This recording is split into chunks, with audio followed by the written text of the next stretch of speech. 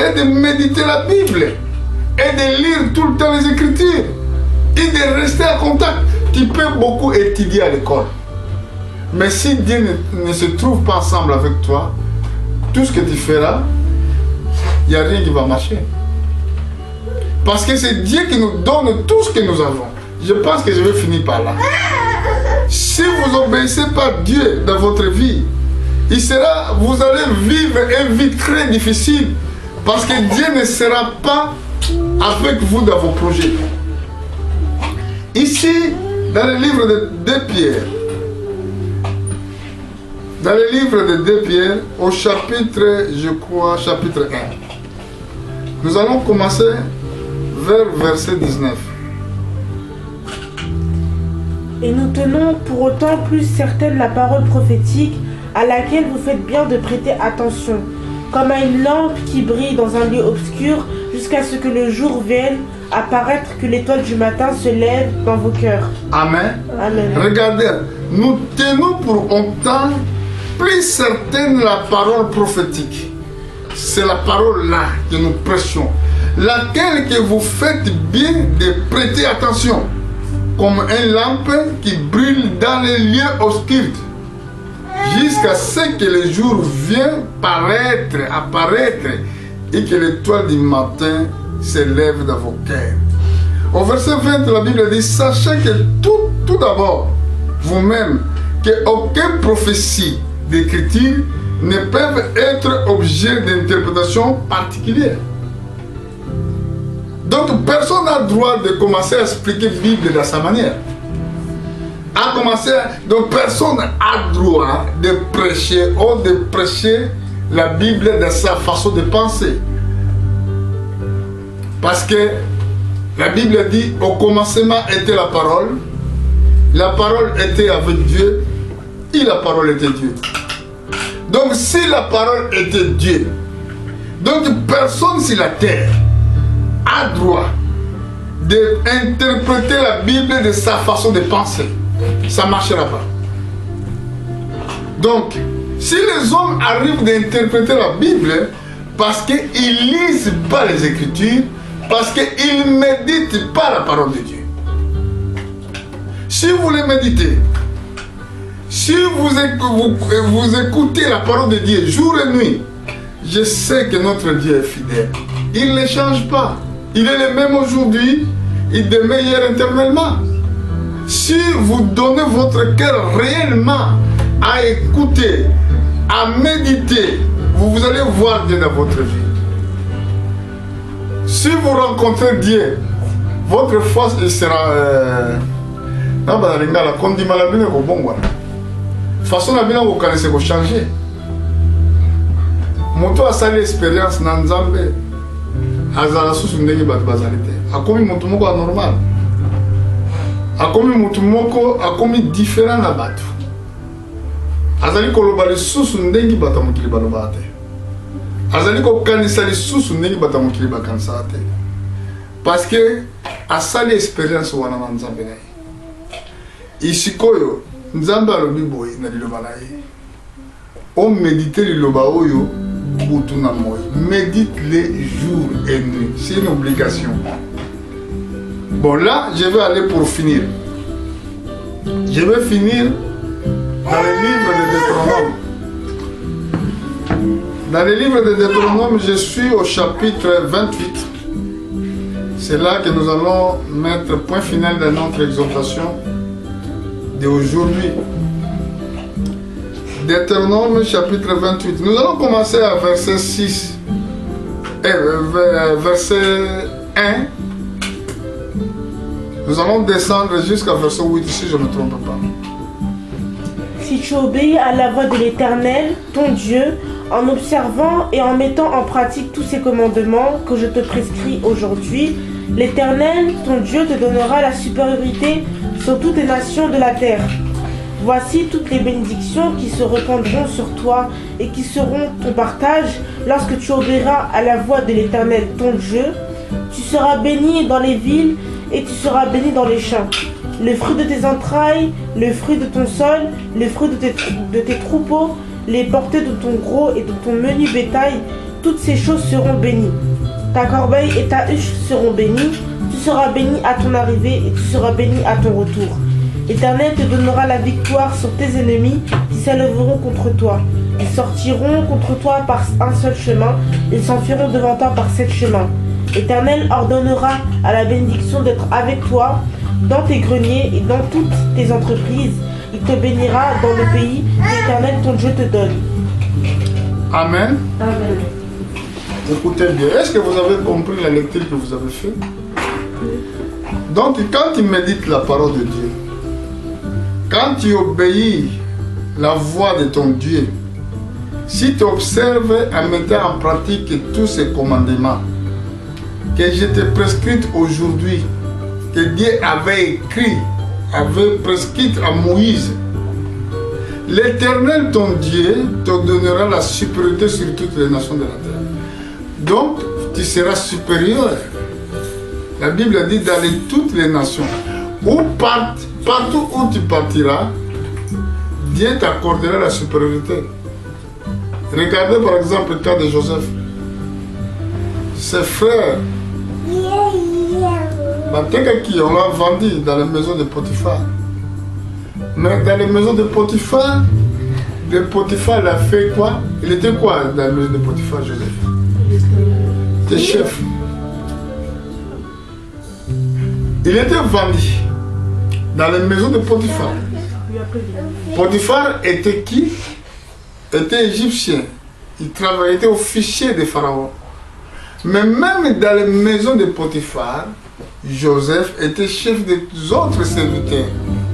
C'est lui qui commandait autres serviteurs. Donc, malgré qu'il y avait l'accusation des femmes de Potiphar contre Joseph, ils l'ont mis à la prison innocemment, mais même dans les prisons, Joseph était chef. Est-ce que vous comprenez? Il était chef. Pourquoi? Parce que Dieu était avec lui. La Bible dit encore, voici toute la bénédiction qui se répandra sur toi, qui sera ton partage lorsque tu obéiras la voix de l'Éternel ton Dieu. Donc quand tu obéis la voix de l'Éternel ton Dieu, la bénédiction viendra sur toi. Tu seras béni dans la ville et tu seras béni dans les champs. Donc il y a des autres qui pensent je dois avoir seulement la bonne vue si je vis dans une grande ville. Qui t'a dit ça? Même tu vis dans les villages là, où il n'y en a pas même métro ni transport en commun. Mais si Dieu il est avec toi, tu seras béni là dans les champs. La Bible dit, les fruits de tes estragnes. Vous savez les fruits de tes estragnes c'est quoi? Les enfants. Les enfants ils seront bénis. Les fruits de ton sol, les fruits de ton troupeau, les portes de ton gros et de ton menu bétail, toutes ces choses seront bénies. Ta corbeille, ta housse seront bénies. Tu seras béni à ton arrivée, tu seras béni à ton départ. Même quand tu viens, tu seras béni. Quand tu sors, tu seras béni. Pourquoi? Parce que tu obéis Dieu. Tu mets la parole de Dieu en pratique. Tu observes la loi de Dieu. Et la Bible dit, l'Éternel te donnera la victoire sur tes ennemis, qui se lèveront contre toi. Ils sortiront contre toi par un seul chemin, ils fuiront devant toi par 7 chemins. Donc, même tes ennemis, le Seigneur te donnera la victoire. Et la Bible dit, l'Éternel ordonnera, vous voyez, regardez le verbe de ordonner. L'Éternel ordonnera la bénédiction d'être avec toi dans tes greniers et de toutes tes entreprises. Il te bénira dans le pays que l'Éternel ton Dieu te donne. Amen. C'est bon d'avoir le Seigneur dans votre vie, n'est-ce pas? Ça c'est sûr. Je me souviens, j'étais enfant, que mes frères et ma mère ne m'aimaient pas beaucoup. Parce que quand j'étais tout petit, je bagarrais beaucoup. J'étais vraiment un enfant. Na miso ya maman na nga azalaki un enfant turbulent, oui. Turbulent. Chaque fois, maman azoloba boye. Ah, yango boma libumu na ngai. Ponga bote mwana suka. Mais mon condamnement qui liloba, j'ai compris les écritures. Na koma qui très important dans la famille, même jusqu'à aujourd'hui. Et quand quelqu'un croit Dieu, la vie change. Ce que je vous dis, c'est la vérité. Si vous voulez voir que l'obina la banda qu'on a bino, namona banda qu'on a bino, ils ont fleuri, fleurissé, vos maisons fleurissaient. Donc, kaka Bible. Bible oyo, yango ezali papa na yo, yango ezali mama na yo, yango ezali yaya na yo. Partout au kende simba kaka lilobo. Vie eza passé. Pas si peut-être dans mon pied. Mais avec Dieu, tout est possible. La Bible dit, avec Dieu, tout est possible. Et les Écritures déclarent, tout est possible à celui qui croit. Tant yozo ndima. Bible lobili korona se ko le kana yango de balanza bele kalate. Amen. Nakanisi mama mokolo mosusu azalaki na litatu ile akokoyebisa bino soki alingi akoyebisa bino azalaki kobela ntango azobela azalaki ye moko kuna na Orléans ngai nalobaki ntango mama azoloba kamata eloko moko na bino eloko ya liboso tosala tobondela mama apesi biso ntango tobondeli mpo na ye. Quand on a su ce qu'on a vu, maman ça mouvement de la tête tellement que nous il y a dans ce qui m'a dit si le tournaye mbala moko guérison côté dans notre naye pour la nuit hein mais ça qu'on soit na moko le longa na 2h vers 2h du matin hier à tuninga habité na 2h du matin na beraki après vers 2h du matin na bengi papa na bino na maman na bino na yebisi bango nazokoka meme kotelema te nga moko na ndako nalobina na wakomimiranga na bengi Daniel azondima te na bengi Hélène azondima te nga nabenga Dembo akozwa telefone. Après papa na bino ayebisi nga alobi ava tosambela kasi nazokoka meme ata kotelema mpo nakende na cuisine te nakende kozwa mai na mitia parce que malile eleki super yaki makasi. Après alobi nanga akosala makambo wana nyonso tu tosambela abandi kosambela papa losambo esili. Après naoki kaka neti naoki makasi mpe naoki eloko moko esinga alobi okozwa makasi na minute oyo ntango losambo esili nakepi cuisine nayebisi bango ke nauki malamu alobi nanga telema nasali makambo oyo ayebisaki ngai wayake nakokaki kosala yango te korona ayebisi nga sala boye totala alobi na tongo soki eleki komisa toya alobi na tongo komisa totala ndenge akosala nazalaki nga moko na kata chambre ede aye koya soki na ba 4h du matin. Mais ntango nazwi babiloko bayebisaki ngai basisi kosambela basilisi na tie na koti na mai wana nameli mai ya moto nameli nazwi kofo na pakoli atuka nayokaki bien atuka liloba oyo ya te lelo mpo na bible nga nazaka na bitida kosimba bible te na bible na motu kaka ya mbeto boye soki nange nasimba bible nakokaka te makambo oyo alobi yango wana nakoka vi nalingi na mokolo moko nalingi nasimba avana bela nalingi nasimba bible nazomona neti bible ezokima ngai nalingi nasimba bible ezokima ngai eloko ninga nasimi na maboko bible ezokima boye bible yango die done moto atiki yango nga nazwi bible pene ezokima nga bipo tika nano yango ebanda kaka wana bible elingi te nga bilikambo nini bible ekima ngai omona lilobo ya tei lelo makambo ya tei lelo neti kaka nga nde etei nga okay. Makambo ya tei atei yango mpo na nga na mikakatano nyonso na moni makambo nyonso ya te atuka bakoko na ngai atuka maloba wana nyonso tu eza neti kaka koyeba mais Dieu merci tukola na yaki mokolo ya lelo pe depuis na ya pe na Kinshasa nanu nake kovanda na ndako ya Nzambe te ke nakende koteya eza te ke ifo kaka tokoma ebele na ndako ya Nzambe bongo tondima ebongo Nzambe ayoka biso ata bato mibale pamba ozomona soko otali bandako ya Nzambe ya na Kinshasa meme te eza awa bato ebele me makambo eza ebele kuna meme ata esika nga nazali kokende kaka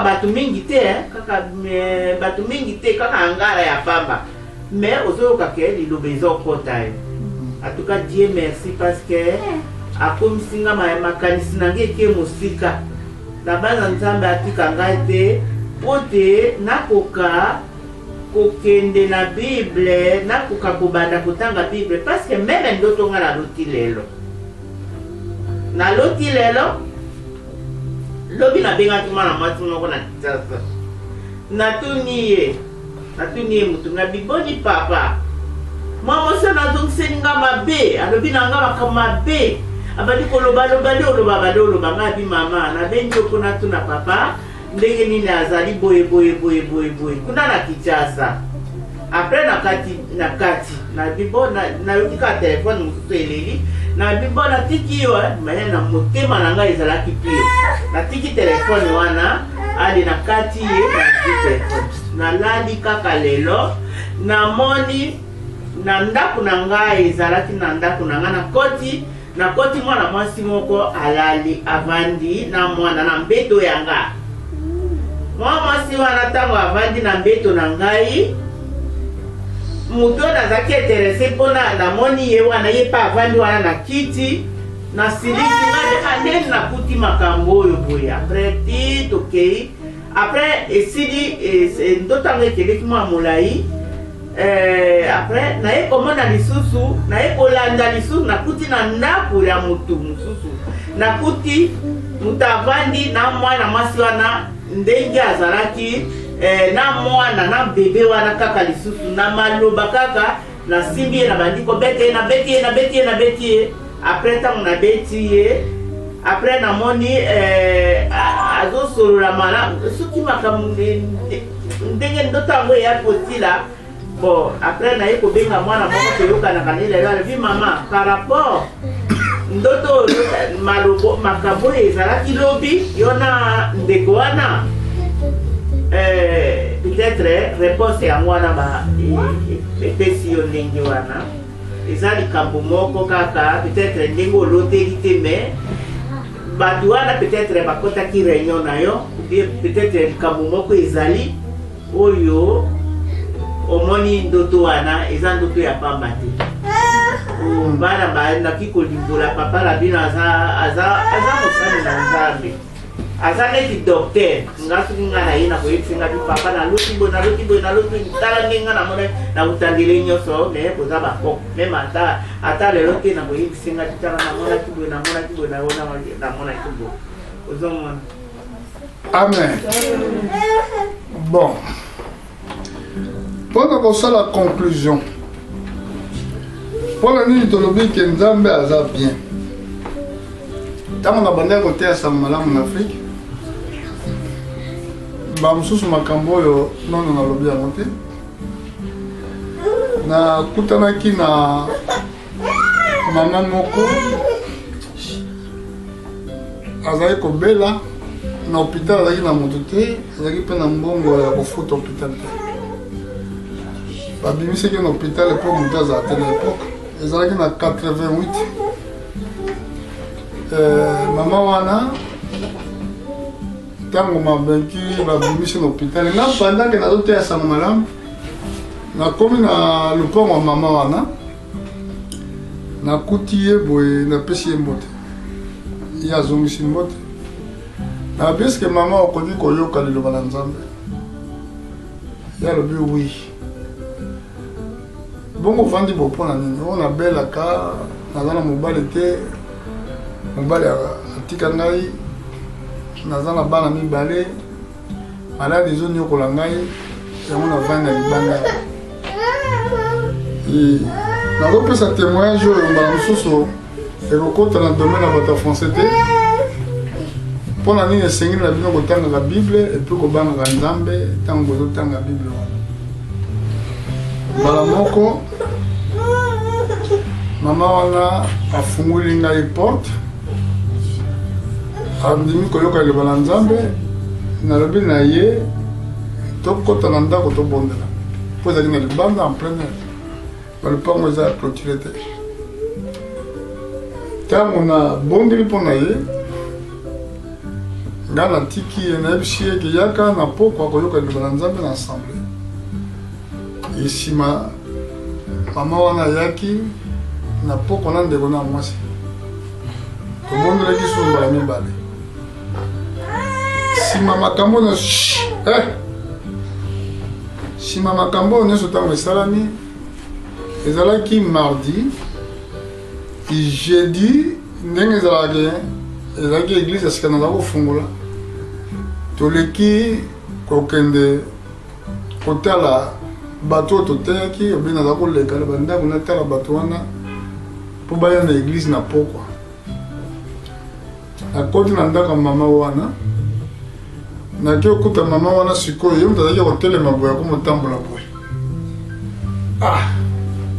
mama likambo nini o ntango ye obondelaki oke na ndako na butu wana namoni kaka motolo oyo efungwami mpo mama wango azalaki libumu evimba na mai nyonso ezalaki na kati ya libumu ebimi. sikoyo ntango natalaki ndenge mukumba oyo soki efungwami eza na motio ezalaka molai. ntango natali yango esali nga somo mpo nazalaki na epoke wana azalaki trop jeune nake na nsima ya ndako natiaki boye makambo nini namoni yango. eloko moko oyebisi nga ntango nazotelema wana abi kende loba na mwasi wana akanga singa ya nilon na motolo lokola nde bakanga mwana mikeso na botali. ezalaki mpenza message ya nzambe. ngai naza monganga te mais inspiration na ye ozolandanga malamu akanga singa na opesa bino pe de témoignage pourquoi bokoki kotangaka bible ntango nyonso. akangi singa bon elekaki mikolo mois 2 ou 3 jours motolo ya mama wana ekatani lokola ya mwana moke ndenge ekatana.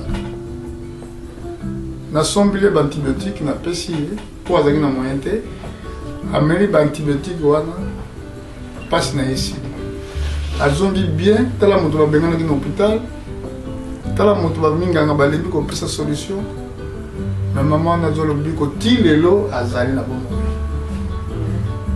et après litatoli ya mama wana esali ke mama moko voisin na ye azalaki na zemi ya 5 ans. nyonso omona zemi ya 5 ebotamaka te koteya yesu eza malamu mais ndima liloba oyo nazoteya yo nga azopesa bino batémoignage naopesa bino batémoignage ya poto. alors ntango baye koyebisa ngaki mwasi aza na zemi esali 5 ebotamaka te nga ce n'est pas possible. nga namona te ke na mokili moto alobaka eza na zemi ya 5 ebotamaka te mama oza sire makambo ezobeza ya solo abi wi lakisanga bato bazali na bango na zemi oyo basi babota déjà na 5 ans wana lakisinga mwana moko moke azotambolanga abi c'est vrai ya abi wi. na témoignage wana nakasi tozalaki na bato tozalaki misato moko frère moko azalaki na Allemagne aza na Allemagne moko aza na Angola. nabondeli ye nzambe nalobi ya kaka na église mama bandi koya 1 mois bandi kolembanga abi mama okobota continue. après 3 mois mama wana abotaki.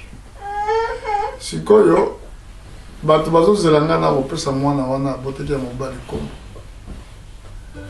esika oyo mama wana mpango wana ezali esika zande kikolo bato bayebi wenze kikolo esika wenze kikolo ekoma mama wana mpe oyo wana bazalaki bavoisin esika moko esika na bango nde ekoma esika kuna kasi batekaka majuti esika wana ti lelo.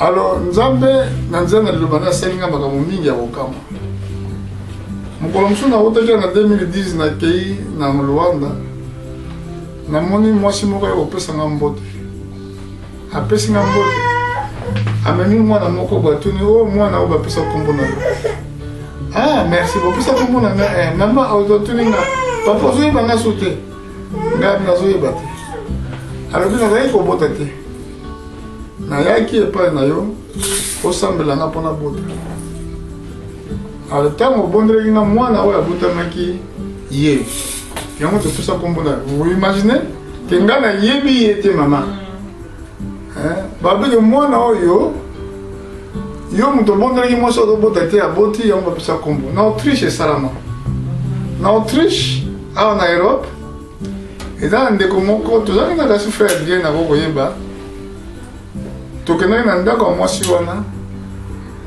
wana azala kobota te mobali ne komine shako tobondelaki nzambe mpo na ye mwasi wana lelo akomona bana ebele na vierzon boyebi likambo asa ya frère ene boyebi yango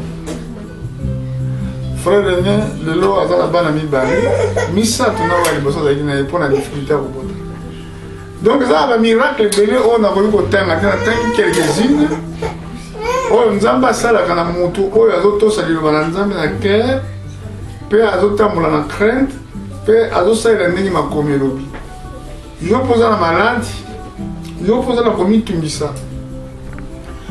soki oza na problème benga biso tokobondela mpo na yo distance eza na problème moko te okutama na Luanda na Congo na Amérique partout ozali nzambe aza moko nzambe aza esprit soki ondimi tobondela mpo na yo kolo akoopere miracle eyo tolobi ke Dieu vous bénisse tokotelema mpo topesa nzambe na biso merci